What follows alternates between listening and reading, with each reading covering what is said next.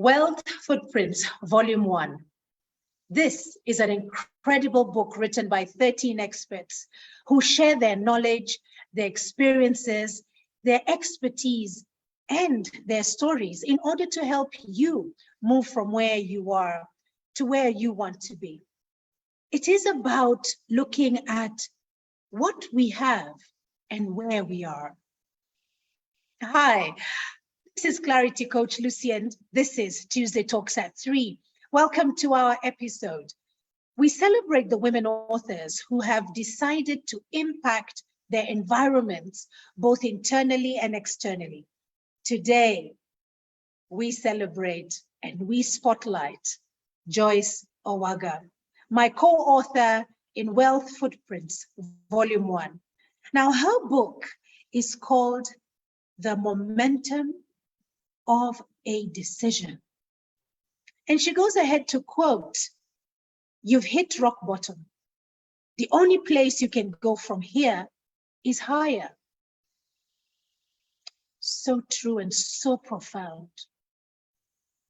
This invites for deeper reflection.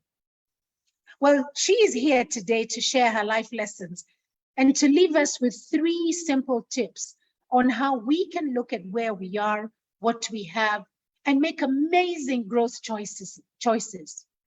Joyce believes that it is never too late to start over.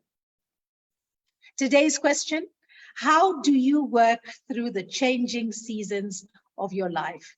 Well, please share your thoughts and contributions here on the live chat, and we will sample them. And just as you're beginning to take in the question and take in the topic of the day, I'm just going to check and ensure that indeed we are live. And let us see, I'm just scrolling down.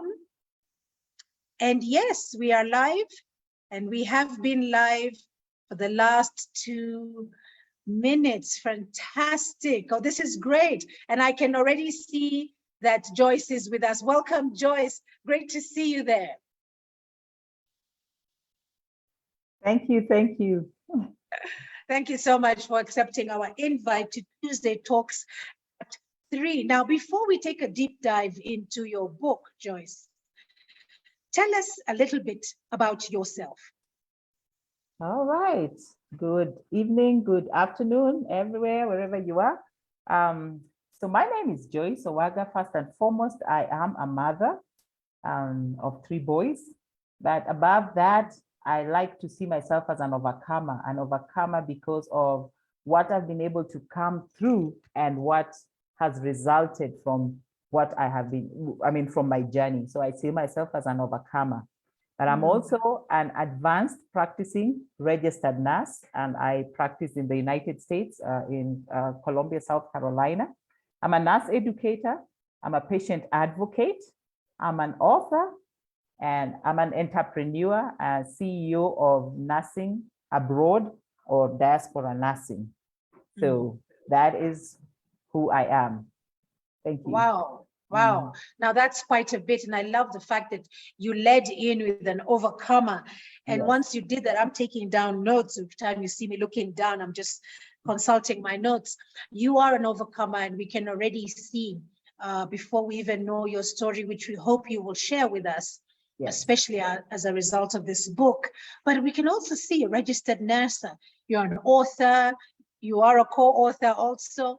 You're an entrepreneur, a nurse educator, a patient advocate. Tell us a little bit more as to what a patient advocate is. So I see myself as a patient advocate because a patient advocate, first and foremost, is somebody who talks on behalf of their patient. How I became a patient advocate and what really now, I would say, propelled me to my career was I had to take care of a sick spouse, my husband. And during that time, because of my lack of medical background, I didn't know what kind of questions to ask at the hospital. I did see that they were making mistakes, but because I was ignorant, so to speak, medically, I couldn't ask any questions.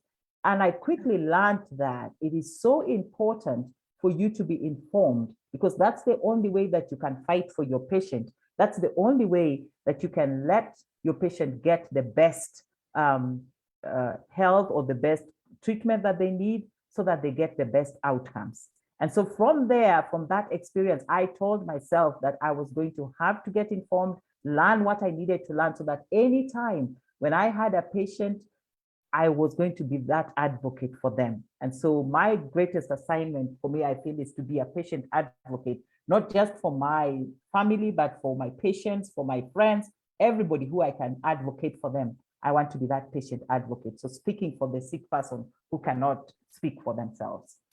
Amazing, amazing. My family and I recently, about a year and some months ago, we lost our mother. And in fact, I totally resonate with what you were saying, being a patient advocate. I remember my sister-in-law, and I can see that she has joined us here. Great to see you, Nancy. And Nancy, I speak about our experience together when mom was in hospital. And my sister-in-law took it upon herself with all these difficult definitions and the things that the doctors were saying. I think Nancy created an encyclopedia of her own where she drew that strength from. I take my hat off to her, and I cannot stop just being so grateful to how she stepped in. And Nancy would always speak with the doctors in the morning, in the evening. She was like working on shifts. You'd think that she was a hired nurse in this hospital. And then she didn't leave it there. She then gave us a full report of what the doctor said, what it meant, what the results were. Yet going in, both Nancy and I speak as the oldest sister in the home, Nancy and I were ignorant of what these terms meant. But I want to believe that my sister-in-law, Nancy, by the time we lost mom, was in a point of being informed. And I think you and I will understand how she felt, that now she felt she was on that verge of wanting to know more, very curious, because she could see what the doctors were doing. She could see what mom was going through. So I just wanted to understand what patient advocate is. And right now, as a shout out to my sister-in-law, Nancy. Nancy, congratulations. And we love you for what you did for mom. You were definitely number one, numero uno patient advocate. Thank you so much, Joyce, for breaking that down. You also talked about being a CEO. Yes. A CEO of Diaspora Nursing. What is that about? So Diaspora Nursing is one of the things that has come out of my experience because of the experience that I had with my husband. I now ended up being a nurse. And so I've been working as a nurse now for the last 15 years. And like I said, when my husband was in the hospital, I got upset because I knew that mistakes were made. And for a long time, because he didn't make it, he passed away, I was angry with the system. I was angry with the doctors. You know, I'm like, they could have. And at some point, I stopped myself in my tracks and I was like, how long am I going to just complain? Maybe I need to turn that around and be part of the solution. And so being part of the solution meant now going into nursing. And not only that, but empowering other nurses so that there's more of us patient advocates, so that nobody ever has to go through what I had to go through. And so that's where Diaspora Nursing was born. And of course, right now in the United States, there's a shortage of nurses. And I was like, there's so many nurses in Kenya who don't have jobs or are not even being paid their worth, you know? And I was like, why should there be that? There's too many here and there's very few there. And I'm like, this is an opportunity that will not only help the nurse get a better job that can empower them, first of all, change the face of their family, but also create, occupy that space of being that patient advocate, learning more. And I believe even as they go to the United States and learn more, we always come back home. I've been in the United States for 15 years, but I always think about home. What hospital can I build? What training can I give nurses? What information can I share with them? Because at the end of the day, this is home for me. My family is here. The people I love are here. And if they can get that information so that we have more of us advocating for our patients are going to get the best income. So that's what Diaspora Nursing is about. I'm helping the nurses who are interested in an opportunity abroad teaching them what they need to do, how they need to take that step, how they need to prepare for the NCLEX so that they can grab this opportunity that is very available now. Yes. Wow, oh, that is powerful indeed. And I do know that we have contacts that we can be able to reach out to you. We'll be sharing them on the chat for anybody who would be interested in this, because definitely not only are we offering care to those who need it, but we're also improving our own care, our standards of living, new opportunities, opening up and just filling up a gap there that has presented itself. I love that you chose to be part of the solution. Many of us are more comfortable in complaining and pointing fingers. And one of the things that I do, Joyce, in my coaching and in my training, I always insist that if you were to bring me a problem, bring me at least 3 solutions that we can look at and play around with. I then finish off with saying, be part of the solution. Things go wrong, yes, but we do not need to dwell in that place. I beg your pardon. We can do something about it. Now, I'm not sure I can become a nurse today, but I can use my platform to host people like you for the message to go out. So already I am part of the solution. Yes, we can all be part of the solution, yes, in one way or the other. Well, I hope we're going to hear more about all the lovely stuff you are, entrepreneur and author, definitely. That's what we are here for. So why don't we jump right into that one? Why did you write this book, this one that is the momentum of a decision in the Wealth Footprints, Volume 1? So why I wrote the book, I always wanted to share my story. And I wanted to share my story from my perspective. I wanted people to know this is how it happened, you know. And so when Christine and Jeffrey shared about the opportunity, you know, we went through the Wealth with God class, and they, you know, they made us realize we were experts because of our experience, which for me was like, wow, okay, yeah, you know, because it's easy to talk about my experience because I experienced it.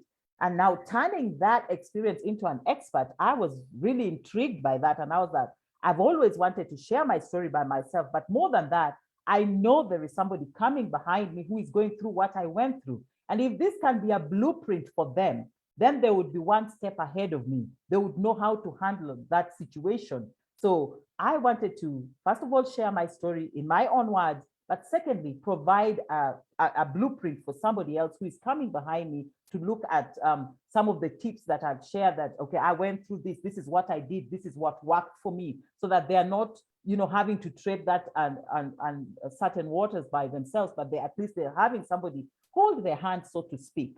So those were the 2 reasons. And of course, thirdly, to, you know, to just show that I'm an expert. I was actually also very intrigued by the fact that I could use my book as a business card.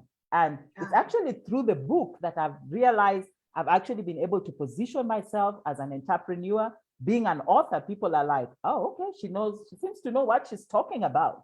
So I can show them I'm talking about caregiving.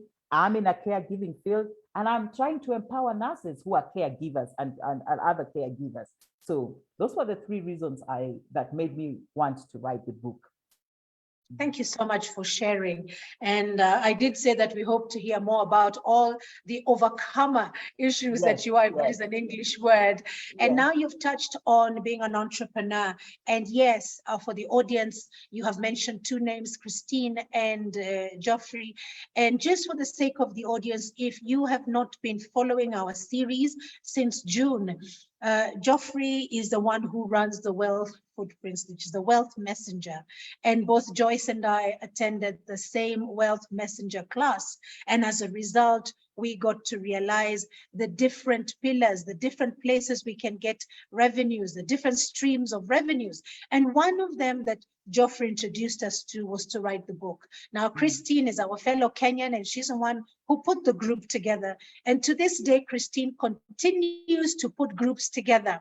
So if you are interested in becoming an author, an entrepreneur as a result of being an author with the Wealth Footprints or Wealth Messenger, you can always direct message me, and I'll be able to connect you. Direct message Joyce. She'll be sharing her contacts later, and then we will be able to put you on that fast track Because until you understand, now Joyce is an expert in nursing, and therefore she has been able to build her wealth and her different revenue streams from there. Mine, I am a coach, and because of my book, I have been able to launch a self-paced learning LMS, which is a learning management system. So you can actually go to my LMS on my website and choose courses. So far, I have 2 courses, and I have people already buying into the course and consuming this course. And that is revenue, guys, just as a result of what you know, as you have heard Joyce speak about, that we became experts. We were always experts, but now we became in our mind. We believed it. And even as we introduce ourselves as experts, it's because we have experienced and we speak from that point. Well, Joyce, what values do you touch on in your book? So in my book, I touch 3 main values. I call them my 3 C's. And the first of them is courage. Courage. Courage helped me a lot to go through what I was going through. You have to be courageous to take care of a sick person, especially when it is your spouse, and to keep hoping and to be fighting with everybody to find answers, to find help for them. So courage is my biggest value. My next one is comfort. Comfort, because of course the Bible says that you can only comfort them with the comfort that you've been given. And that for me was always a verse I listened to, never experienced. But having experienced it, I realized that comforting someone with the comfort you've been comforted with makes a totally new difference for them. Because when you have gone through that comfort, you know that you needed that comfort. You know that when you, like, for example, for me, when I lost my husband, I needed that comfort. I needed friends to stand by me. I needed family to support me. And because I know how important being comforted is, it is easy for me to comfort somebody else when they are going through that situation, because you feel them, you know their pain, you know what they need, you know that sometimes I just need to hold their hand. I just need to be there for them. So comfort really is one of the values that I embrace and that I share a lot in the book about. And then caring, I say, you know, like in my case, caring chooses you, you know. I mean, my husband didn't choose to be sick. He got sick. I happened to be the wife. It just shows me I had to be the one to take care of him. In your case, Lucy, your mom got sick. She's your mother. You had to be the person to care for them. So caring, first of all, it's universal. But secondly, it chooses you. Doesn't give you warning. It just hits you. And so if we become aware of the fact that at some point in our life, caring or being a caregiver is going to hit us. It's going to hit us in either we will need to care for someone, we will need care ourselves, or we would be probably those people who are already caring for somebody right now, or will one day need care. So all of us, no matter what phase we are in, we are at one point in our lives going to be caregivers or going to need care. So if we embrace that value, knowing that, okay, what is it going to look like when it hits me? What am I going to do? Let's put that in our hearts. Let it be a value that we exhibit, and we're like, okay, I have to be ready to just extend that care to somebody because tomorrow I'm going to need it. Yeah. Wow. Yes. Wow. Courage, comfort, care. Wow, that is very deep and definitely something that we need to embrace. Although as we embrace it, Joyce, how do you keep these values sustainable? Because it could come today and go tomorrow. I may need the courage today to do that one thing that I'm so afraid to do. And one of the things I was afraid to do was to be a caregiver to my mother, because she's the one who cared for me as a child. She's the one who nurtured me. Now, who am I to be able to nurture her and give her care in the way that she deserves? There's a lot of fear around that. How do you keep these values sustainable, that it goes beyond caring for my mother, that now I could be caring for somebody else? How do I keep that sustainable, Joyce. Yeah, and I'm glad you asked that. So for courage, usually for me, how I am able to sustain it, I always reflect back. I reflect back on that courageous decision that I made. For example, one of the most courageous decisions I ever made was to pack up my bags and move to the United States. Totally change my career, change my whole life system. Now, anytime I'm faced with something else, why was I even able to get to that point where I was able to make that kind of change? Because at some point earlier on in my life, at the age of 7, my mother had passed away. And so being the oldest of the girls in our family, I was the second one, but the oldest girl, I looked at my other 3 younger sisters and I was like, okay, mom is gone. So I had to be courageous enough to step up and say, okay, daddy, I'm going to help you because it's just us. Okay, so that courage was already there. And so when I looked back, I was able to take the next bold step because I was able to look back and say, at that age, I took that courageous step and look where we are today. And so if that worked, it gives me hope that, you know what, the next step can also work. So just reflecting back on your past triumphs, you know, helps you have the courage to step up to the next one. Okay. How about comfort? Like I said about comfort, you can comfort with the comfort that you've been given. Because I have that in me, remembering that somebody comforted me. Anytime someone needs comfort, it automatically comes out for me because I take myself back to that place where I needed to be comforted. And I'm able to empathize and say, if this person did not come to comfort me, I don't know how I would have managed to go through this situation. But because they came to comfort me, somebody else now today needs comfort. I need to step up and comfort them because I want them to come out better. But just reflecting on what it meant to me then helps me to be able to constantly do it for the next person.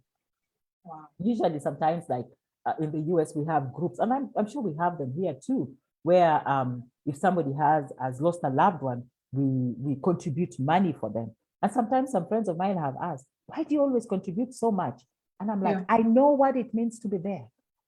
I know what it means to be there. And so I don't think about it. I'm like, I'm going to give this person the best because I know they need it because I've been there.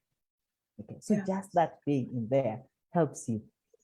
And caring, I'm in a caring field, so that one comes easily. One of my prayers was that, remember, like I said, I decided I was going to be part of the solution. So I ended up as a nurse. I'm caring for these people every day.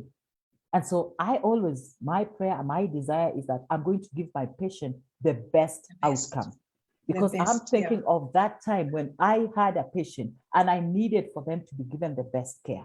And so I'm like, I don't want them to feel, or their loved one to feel like my questions are not being answered, my loved one is not being taken care of. And so I give them the best because I want them to have a wonderful experience, because I don't want their loved one to be that person looking and saying, I wish the doctors would talk to me. I wish they would answer this question. I wish this medicine could be found. I wish we could get this blood, you know. So that's how I'm able to sustain those three. Fantastic. Well, there you've heard it, reflecting on the past and making bold decisions and just watching the fruits is the way to go forward. We have a comment here from Catherine Jiru. She says, courage it is.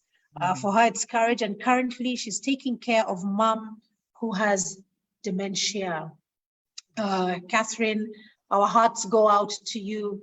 And Joyce, what would you like to say to Catherine, who is currently taking care of mom who has dementia?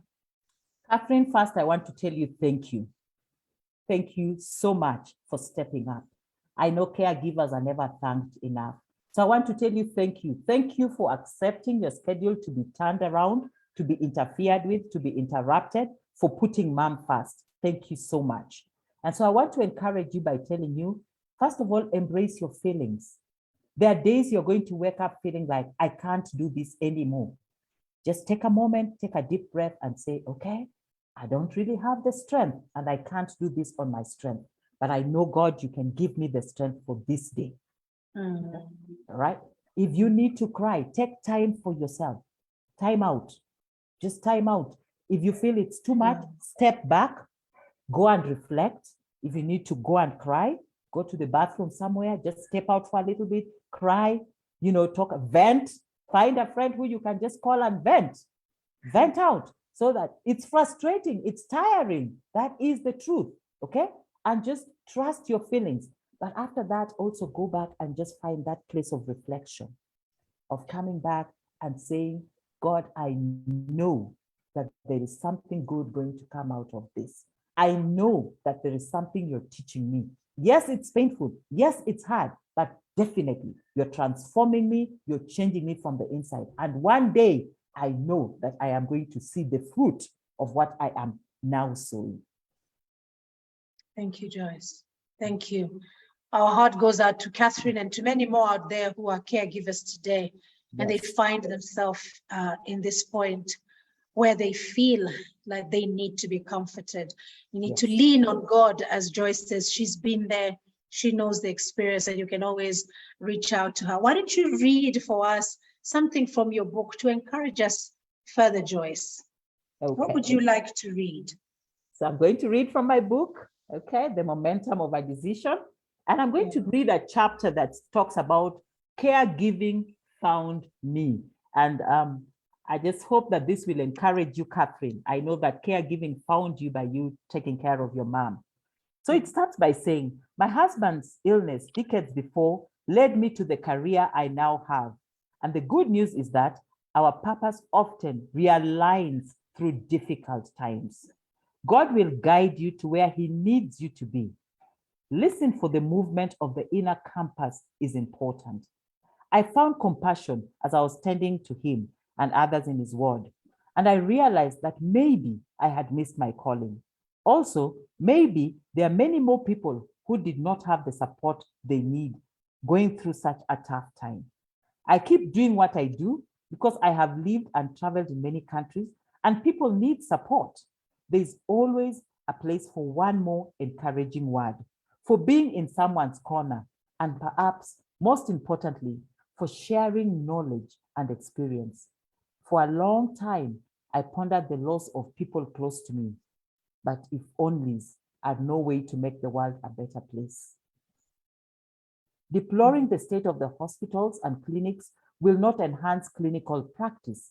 I invested in nursing, working 2 jobs to get closer to a solution. I would not want another person to feel the pain I felt. I would not want to lose another patient on my watch. It takes belief, it takes focus, and the courage to step out and to be true to yourself and your service. Yeah. Yeah. So I just want to encourage the caregivers out there. Like I said, my own experience led me to my career. If somebody had told me when I was taking care of my husband that this painful experience would lead to a career that I now love, that is now blessing me, I would not have believed them. The interesting thing about that whole scenario was that even my husband, who I was taking care of, kept telling me, you missed your calling. You missed your calling. Wow. You know? And years later, when he had passed on, that didn't leave me. I was like, maybe he saw something I didn't see. Maybe I need to pursue this. I may actually have missed my calling. And I'm glad that I listened to that voice. The beauty of this, or when I look back, had I not have to take care of him, I never would have realized that I missed my calling. Yes, it's very true.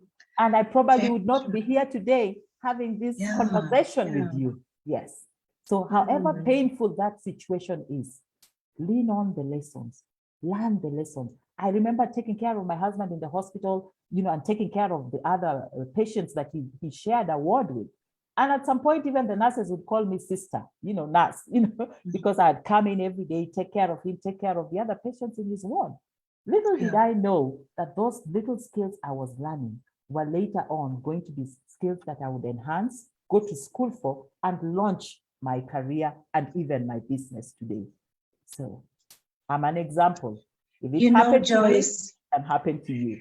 You know, Yes. Joyce, this is so humbling to hear this. And I do hope that the audience is hearing this message, that when we are going through hard times, when we're going through trials, we need to look at the silver lining of these troubles, of these tough times, because it is there. If only we could just shift our perspective. It's understandable that we are in this place and it is consuming us. But you who has gone through it and come out on the other side, tomorrow, God forbid, if ever you had to go through loss and trauma and pain, you will be wiser now. You will be knowing that in all this darkness, there's light somewhere. Thank you so much for sharing. I'm going to read from your book on the chapter under observation. And guys, you need to buy this book because we're not reading everything. We're just giving you, the excerpt. So under observation, I'm going to read just a few of the paragraphs, and I shall read. Often, as adults, we don't want to make the tough decisions, so we rationalize, staying in relationships well past their use, staying in unfulfilling jobs, and talking about what needs to be in place so things can just get better. We cannot change because it is scary. So we hang out with the devil that we know. Well, often we are faithful but idle.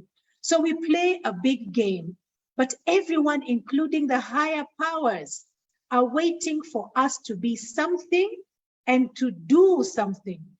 Challenges in her life are the ones that have taught her this. I continue to read. I am here to encourage you to know that you can rise from anything, no matter how hard it first appears. I beg your pardon. When I was widowed at a young age, I saw the bottommost angle of rock bottom. And for a while, I dwelled there because apart from my parents, people didn't really understand. See, this journey is yours. People really don't understand what it is that you are going through. However, when you take your learnings like Joyce has, and you come and you put them into something that is about bigger than yourself, it's only good things. So my takeaways from there are two. Joyce, I am loving where you say that you made a decision with what you had available at that time. That's one thing that you said in one of the chapters there. And you were talking about whatever information you had at that point, you made a decision as a result. And this resonates with me because we tend to beat ourselves up. We don't forgive ourselves for decisions that we made in the past. But here we are encouraging you to take that step, fall forward, make a decision, keep it moving so that you're not stagnant. The second one was dwelling in a situation, which is kind of related to that. When you are in this situation, you need to be able to weigh your pros and cons. So which one is a healthy way to go? And the jury is out because you're the one who has to make that decision. Thank you so much for your penship, just writing down these words. I see one of our co-authors is online. It's Teresia Mutete, Dr. Mutete, and she says, well done, fellow co-authors. Yes, she's one of our co-authors. Yeah? And then we've got Catherine Giroux coming back, and Catherine says, would it be okay for our guest today to share her contact? I would like to reach out to her. And yes, I'm going to share her contact shortly here in the thread, Catherine, and you may reach out to her. And then, Catherine, you asked the question, how can one get the book? I'm going to let you answer that one, Joyce. How can one get the book? She's glad that she joined. All right. So the book is on Amazon, so you can get it on Amazon. So if you just log into Amazon, look for Wealth Footprints, you should see all the authors, and the choice is yours. The stories are in all the 13 authors, so you choose which author you want to go with. You'll get a book. So yes, the book is on Amazon. But having said that, I must interject here and say that my co-author here, Joyce, has not only co-authored with us, she has actually authored her own book. Would you like to tell us the relationship of that book and this particular part that you have authored in our book together? Yes. Thank you for that. And so this is my book that I've authored. It's called Caregiving, the Momentum of a Decision. And this book is actually my story. Like I said, I wrote the book because I wanted to share my story in my own words, you know. So that is why I wrote Caregiving, the Momentum of a Decision. In it, I have shared the different steps in my journey. I actually give you practical steps of how to go through situations. For example, I have a chapter in there that talks about triumph and how to come from trauma to triumph. So I actually put down for you the steps of what you need to do from acknowledging that this is my situation. One of my biggest things that helped me come out of the hole was I asked myself 2 questions. My 2 questions were, so what? So what? It's happened. So what? My husband has died. So what? I've been divorced. So what? I've lost my job. So what? Go through the emotions, go through the feelings, the anger, the cry. This is it. It has happened. But then after you've done all that, the next most important question that gets you to the next level is, so now what? Now what? Yes. Now what? Remember the first one is, so what? What has happened? Now what? The now what now makes you, okay. So yes, in my case, it was, yes, my husband has died. Do I have to sit here as a widow crying forever, waiting to be inherited? Or can I say, okay, fine, he may have died, he finished his journey. Mine is just beginning. So I'm going to make the best with whatever I have left. Yes. I'm going to make the best with whatever I have left. Number 2, I'm going to make the next best decision with whatever I have left. This is the information I have. I'm going to make the next best decision. Is it going to be the best decision in 10 years? No, but it would have moved me from point A to point B. Okay. Point 3, I'm going to take it trembling. I'm going to take the step shaking. I'm going to take the step not knowing. I'm going to take the step not having all the pieces of the puzzle, but I'm going to take a step. And every day I'm going to keep taking one more little step, learning something else, realizing I can get out of it. There is a story I once heard about a donkey that had been thrown into a hole and he didn't know how he was going to get out. Everybody had given up on him. And his owner was trying to bury him because his owner thought he was dead and kept pouring soil on him to bury him. But each time the soil was poured, he was like, instead of sitting here and waiting for the soil to bury me, he said, I'm going to shake it off and stand on it. So each time the soil hit his back, he shook it off and he stood on it. And he shook it off and he stood on it, kept shaking it off and stood on it. And finally, he was at the top and he was able to step out.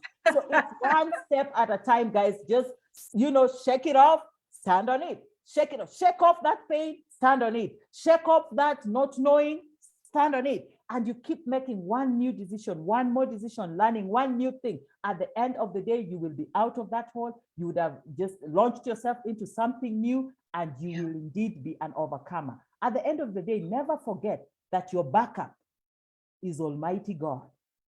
And if that is your backup, you can't go wrong. You can't go wrong. He's going to help you. You just need to be willing to stand up. I don't know if I feel there's somebody watching who is discouraged, who is just going through depression, and you're thinking, this is too much for me. And I understand there are days when it's too much. But even if that is the one day that you say, okay, I'm going to cry about this because I'm tired. But after you've cried, go take a bath. Go take a bath. Wash yourself. Scrub yourself. Then dress well and say, you know what? I am facing this day. Tired, discouraged, but I'm coming out. There's a reason why I still woke up today, and I'm going to find the purpose for that reason. Yes. Don't get me preaching, Lucy, now. Wow, I'm loving it. I'm absolutely loving it, Catherine. This is for you, how you can reach out, how you can read another book. It's available on Amazon, both her books together. First, we have The Wealth Footprints Volume 1, where she co-authors with us. We have 13 authors in that book. Then we have the standalone, which is Caregiving, which you must get. It's available on Amazon. If Amazon is a challenge for you, then you want to get a Kindle version, just get the app and enjoy reading it from your phone or from your iPad. But don't miss out. Catherine, reach out to Joyce and she will be able to reach out to you. In fact, Joyce lives in South Carolina, as she said to you, but she traveled. She actually landed last night here in Nairobi. So she's here for a couple of days. Please reach out to her. You never know. She may have some space in her schedule to meet up with you. Well, there it is, The Caregiving. That is the book that my guest has written. This book is an invitation to the caregiving table, an invitation for you with the aim of strategizing how to prepare for this inevitable journey. Our guest today, Joyce, has told us this journey, we are all part of it. We'll either need the care or we'll be giving the care to somebody else. It is for encouraging those who are already on the journey. It is about helping those who have just completed the journey recover from that trauma that it caused them and learning from each group of caregivers. It's a powerful book, guys. You want to get it. And if you want to be an author, like I said, reach out to us and we'll be able to help you. In Joyce's case, she really insists that love kept her going. And it is love. It comes from deep down. I read what Nancy says. Nancy says, I resonate with your experience totally. She's talking to you, Joyce. In hospital, Mama said I should consider going back to school and study medicine.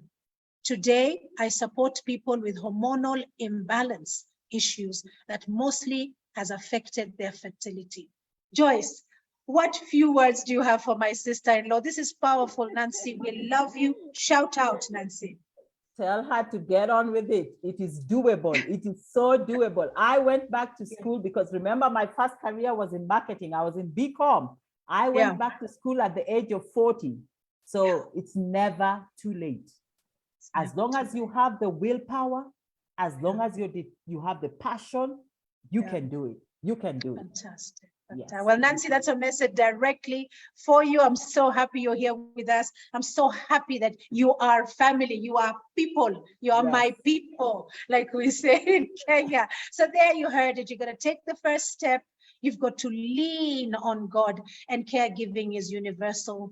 Definitely, it's powerful. And Catherine, I do hope that you are getting comforted by this session here today. So definitely, we want to understand how to work on the changing seasons of our life.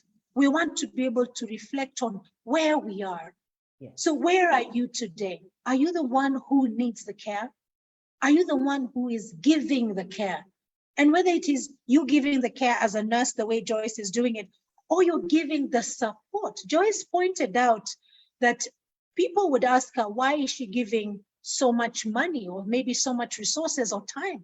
It's because she's been there, done that, got that t-shirt. For her, it's personal and she's paying it forward. She's making a difference. The question is you, where are you today?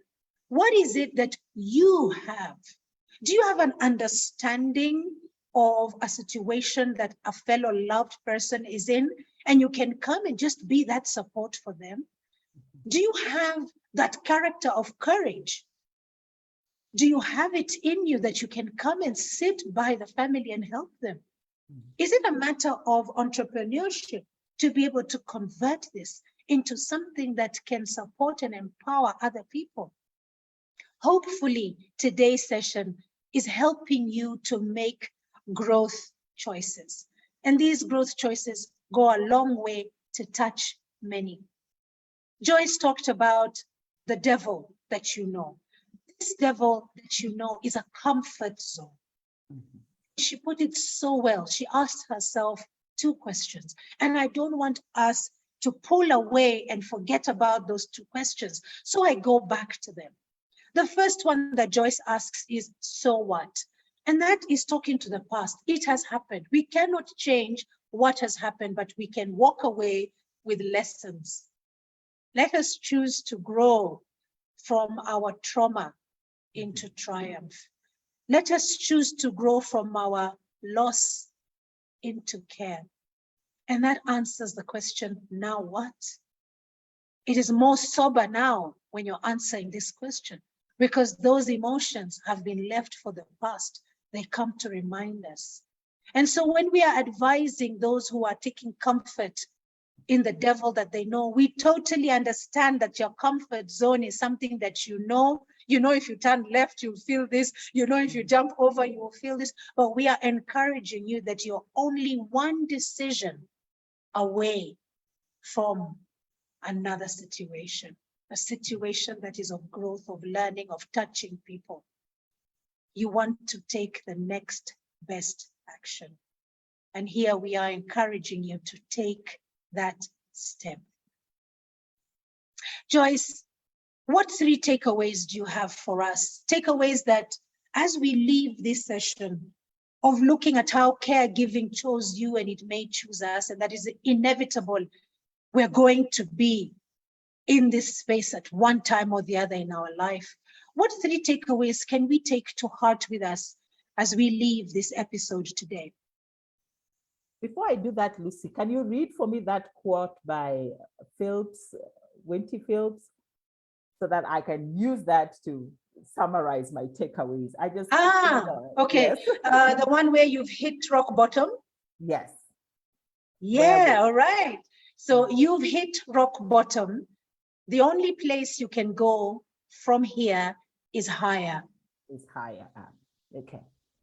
Most of us, when we are going through tragedy, because of the situation that you're going through, it's difficult to even think it's going to get better.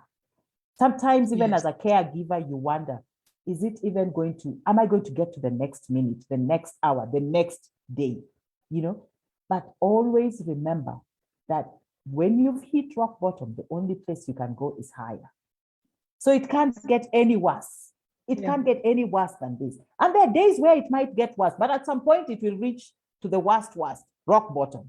So the only other place you can go is higher. So that is your time to actually ask yourself the 2 questions. So what? It's happened. It's bad. It's terrible. Okay. Now what? Am I going to sit here or am I going to move and make a difference? Okay. The next thing my next takeaway would be enjoy the process. I know that's difficult and thinkable. How do I enjoy pain? Okay.